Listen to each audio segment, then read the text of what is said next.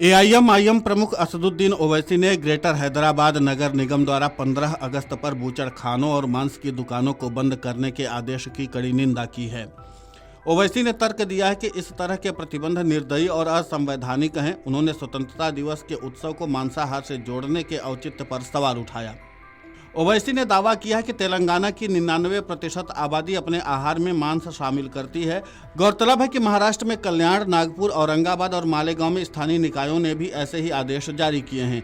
ओवैसी ने हैदराबाद समेत सभी नगर निगमों के फैसले की आलोचना की है। ओवैसी ने कहा कि ये एक असंवैधानिक आदेश है। ये स्वतंत्रता दिवस है, एक खुशी का अवसर है।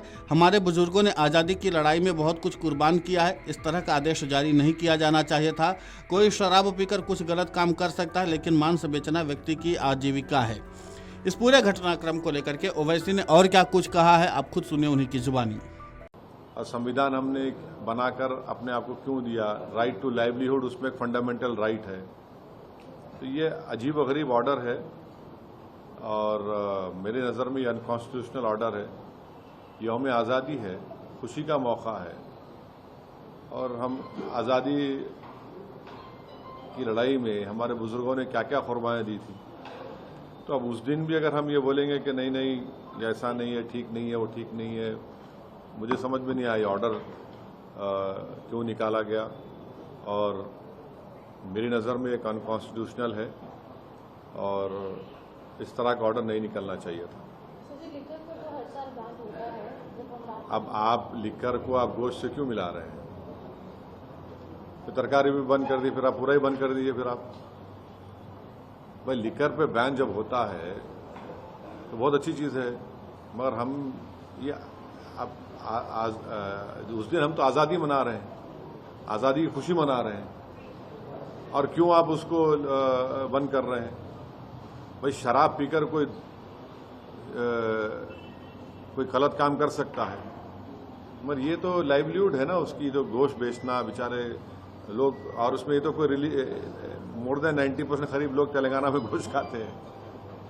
तो इसमें वहीं मध्य प्रदेश सरकार में मंत्री कैलाश विजयवर्गीय ने एआईएमआईएम सांसद असदुद्दीन ओवैसी के बयान पर कहा, हमने महात्मा गांधी को अपना आदर्श माना है और वो हमेशा अहिंसा की बात करते थे और इसलिए जब हम 15 अगस्त या 26 जनवरी मनाते हैं तो महात्मा गांधी के प्रति भी हम अपनी श्रद्धांजलि अर्पित करते हैं और उनके सम्मान में अगर एक दिन मांस की दुकानें बंद रहें तो इसमें क्या आपत्ति हो सकती है। इस पूरे मामले को लेकर के मंत्री कैलाश विजयवर्गीय ने और क्या कुछ कहा है, आप खुद सुने उन्हीं की जुबानी।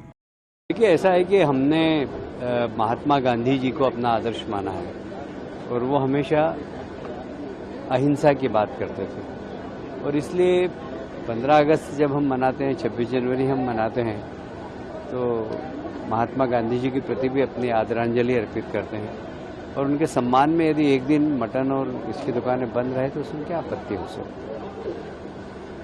वहीं ओवैसी ने आगे तर्क दिया कि ये मांस प्रतिबंध मौलिक अधिकारों का उल्लंघन करते हैं। ये मांस प्रतिबंध लोगों के स्वतंत्रता, निजता, आजीविका, संस्कृति, पोषण और धर्म के अधिकार का उल्लंघन करते हैं।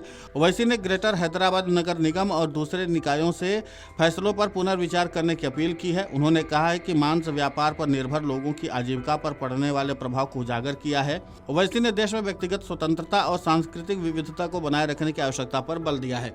लेकिन इतना तय है कि जिस तरीके से ओवैसी ने सवाल उठाया उसमें कुछ लोगों ने उनके प्रति अपनी सहमति भी जताई है तो कुछ लोगों ने उन पर सवाल भी उठाए हैं। अब देखना महत्वपूर्ण ये होगा कि जिस तरीके से ओवैसी ने सवाल उठाया है उसके बाद ये जो नगर निकाय हैं ये अपने फैसले पर बदलाव करते हैं या नहीं करते हैं, ये देखना महत्वपूर्ण होगा।